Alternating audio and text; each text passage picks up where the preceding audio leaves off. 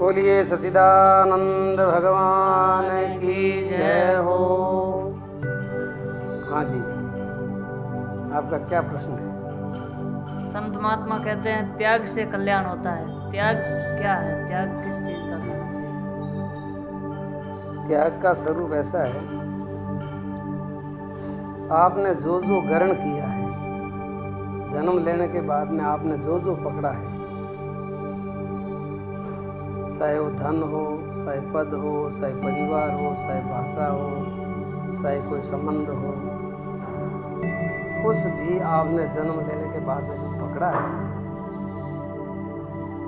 वो छोड़ देना चाहिए, क्योंकि वो तो आप साथ में लाए नहीं थे, वो तो यहाँ आने के बाद नहीं तो पकड़ा है। आप आए थे जब केवल आपके पास अपना एक केवल जीवन था। अब ये पकड़ना छोड़ना सब मन का काम है, सब कुछ मन ने पकड़ा है। अब धीरे धीरे जैसे अपने शरीर की अवस्था बढ़ी, इंद्रियां चेतन हुई, मन चेतन हुआ, तो इंद्रियां ने विषय को ग्रहण किया, इसलिए मन ने उनको स्वीकृति दी।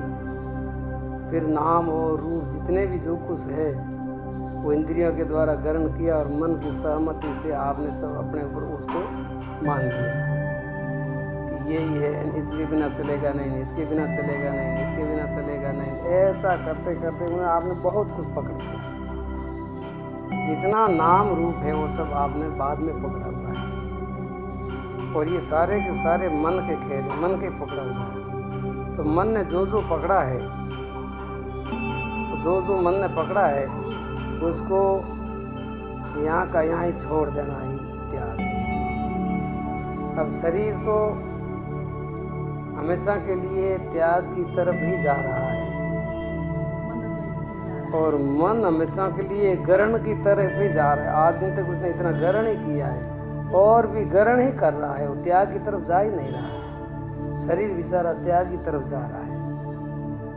तो जब तक मन त्याग की तरफ नहीं जाएगा, जो ये आपने जो ग्रहण किया है उनका छोड़ नहीं देगा, तो जब तक ये हमारा जीवन जो है अविद्या ज्ञान के कारण उस त्याग के साथ में तादात्म्य करके, नहीं इस विषयों के साथ में तादात्म्य करके वो सारे के सारे संसार को, नाम रूप को अपने ऊपर मान लेता है और वो दुख पाता है। वैसे तो सब छूट ही रहा है, आप कितना भी कुछ भी पकड़ो तो वो आपके हाथ में नहीं रहता है, केवल मन के अंदर एक मान्यता रहती है। तो जब तक वो मन की सारी मान्यता छोड़ दो, कैसे छोड़ें, क्या करें, कैसे विचार करना चाहिए कि जब मैं आया था, जब मेरे पास कुछ नहीं था, और जब मैं जाऊंगा तो मेरे पास कुछ नहीं था, तो ये विस्मय में इतना झमर झोला पकड़ करके क्यों रुकी? त्याग भाव से तत्काल शांति मिलने से हो जाती है। बस कि मुझे कुछ नहीं चाहिए, मेरा कुछ है ही नहीं, मेरे लिए कुछ है ही नहीं, बस मैं तो भगवान जैसा हूँ, जैसा भगवान का ही हूँ, भगवान ही मेरा है। ये भगवान का हमारा संबंध पहले भी था, आज भी है, आगे भी यही संबंध रहेगा। तो फिर दूसरी बातों में मैं क्यों उलझूं, और दूसरी बातों में उलझ करके मैं क्यों दुखी हो रहा हूँ? ऐसा विचार करने से मनुष्य के भीतर त्याग का भाव जागृत होगा। त्याग का जितना भाव जागृत होगा तो त्याग उसका ही होता है जो आपने अपने से अलग से पकड़ा है, खुद से आपने अलग से पकड़ा है, ठीक है ना। शरीर तो परमात्मा ने दे करके भेजा है, शरीर तो परमात्मा ने दे करके भेजा है ताकि इन शरीर से आप साधना कर सको, सेवा कर सको, दूसरों का हित कर सको, दूसरों का भला कर सको, इसलिए उन्होंने साधन रूप में दिया है। तो शरीर को संभालना, शरीर को सुरक्षित रखना, शरीर को पवित्र रखना, ये कोई पाप नहीं है, दोष नहीं है। लेकिन शरीर के साथ आसक्ति करना, शरीर ही मैं खुद बन जाना, आप शरीर के लिए, ऐश आराम के लिए अनेक प्रकार की विषय वासना को जगाना, फिर इंद्रियों के सुख लेने के लिए वासना को जगाना, फिर मन की भूख तृष्णा मिटाने के लिए बड़े बड़े यत्न करना और तृष्णा भी बढ़ती जाती है। तो ये हमारा जो क्या है कि त्याग भाव जो है ना वो लुप्त हो जाता है। जैसे तो हम संसार में जब जानते हैं ना उस समय हम त्यागी रूप ही होते हैं, त्याग की मूर्ति ही होते हैं। हमारे पास कोई ममता नहीं होती है, दमता नहीं होती है, तेरा मेरा नहीं होता है, जन्म तो चलता रहता है। श्वास लेते हैं, देखते हैं, पानी पीते हैं, भोजन करते हैं, नींद लेते हैं, वो सब प्रक्रिया हो रही है, वो तो प्राकृतिक हो रही है। लेकिन उस समय हमारे पास ये नहीं होता है कि ये मेरा नहीं, ये तेरा नहीं, ये सुख नहीं, ये दुख नहीं, ये लाभ नहीं, ये हानि नहीं, ये अपना नहीं, ये पराया, ये सब कुछ द्वैत होता ही नहीं है। ये सारा द्वैत मन के साथ में पैदा होता है। धीरे धीरे मन की वृत्तियाँ खड़ी होती है, मन बनता है और उनके साथ में सारा द्वैत खड़ा होता है। और उस द्वैत के साथ में ये हमारा जीवन अद्वैत है, लेकिन द्वैत के साथ में घुल मिल करके वो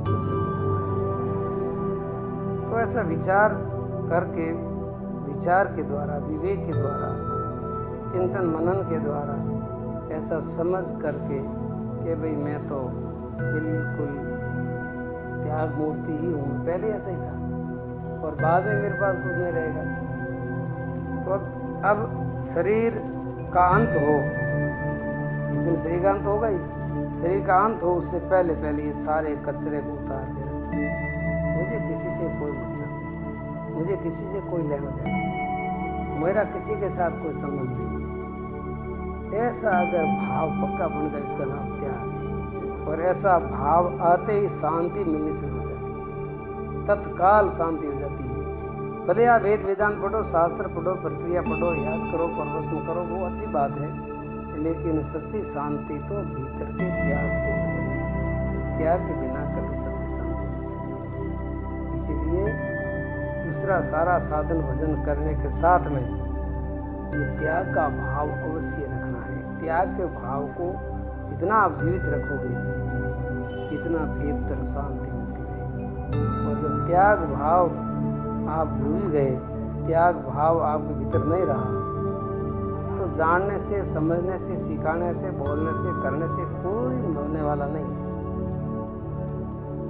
ये करना जरूरी है, जरूरी इसलिए है कि आप कुछ बोलोगे तो दूसरों के अंदर जागृति आएगी, बोलोगे ही नहीं तो उनको क्या पता चलेगा। बोलना जरूरी है, लेकिन बोलना सब कुछ नहीं है। सब कुछ तो त्याग है, त्याग के पीछे सब कुछ है। जितना आपका त्याग भाव प्रबल होगा इतने आपकी शांति प्रगाढ़ होगी, आपको कोई दुनिया में अशांत करने वाला नहीं होगा। और जितना भी दुख होता है तो वो आसक्ति के कारण होता है, ममता के कारण होता है, लगाव के कारण होता है, बाकी की दुनिया में है ही नहीं। अगर आप अनासक्त हो जाओ, आप ममता से रहित हो जाओ, तो आपके लिए दुनिया में दुख जैसी कोई वस्तु है ही नहीं। दुख जैसी कोई वस्तु है ही नहीं, ऐसा आपको भीतर से होगा। जो कुछ दुख होता है तो ममता के कारण होता है, आसक्ति के कारण होता है, घृण भाव के कारण होता है। इसीलिए विवेकी पुरुष को हमेशा के लिए ये चिंतन रखना चाहिए कि मुझे बस मैं ही सब कुछ हूँ, मेरे सिवाय मुझे कुछ नहीं चाहिए। मैं स्वयं परमात्मा का अंश हूँ, परमात्मा का अंश होने के नाते मैं सत्चित आनंद स्वरूप, परमात्मा के अंश होने के नाते मैं भी अविनाशी हूँ, मैं अजर अमर हूँ। ऐसा भाव भी इधर जागृत रखना चाहिए, क्योंकि मैं भगवान का हूँ। तो भगवान के अंदर जितने गुण है वो सब मुझ में है। तो भगवान में परम शांति बताई है, परम शांत स्वरूप है भगवान। तो परम शांत स्वरूप हमारा भी है। परमात्मा इतनी सृष्टियों की रचना करते हैं फिर भी वो अनासक्त रहते हैं। तो वो अनासक्त हमारा भी जन्मजात अधिकार है, अनासक्त भाव का। अनासक्त रहना हमारा भी अधिकार है। भगवान निर्मोही है, किसी से मोह नहीं करते, तो निर्मोही होना हमारा भी जन्मजात अधिकार है। अब जो एक प्रेम की बात है वो अलग है, जो प्रेम कोई मोह नहीं है। भगवान अपने भक्तों के प्रेम से वो अपने को सब कुछ अपने भगत के अधीन कर लेते हैं। तो उस भगत की वो तो प्रेम निष्ठा है। तो प्रेमी जो भक्त होता है ना, वो त्यागी के समान ही होता है, त्याग के समान ही होता है। तो वो तो सब कुछ भगवान का ही समझता है। कुछ भी हुआ मेरे प्रभु की प्रसाद है, कुछ भी हुआ प्रभु की प्रसाद है। अब उनको अशांति होती नहीं। तो शुद्ध प्रेम में भी और त्याग भाव दोनों का फल एक ही है। तो भगवान प्रेम से तो भगवान भी मतलब वो अपनापन अपने भगत को अर्पित कर देता है। और ज्ञान में त्याग मुख्य है, ज्ञान में त्याग मुख्य है और भक्ति मार्ग में प्रेम मुख्य है। प्रेम और ज्ञान और त्याग ये सारे के सारे जीवन को परम शांति परम कल्याण देने वाले हैं। बोलिए सच्चिदानंद भगवान की जय हो।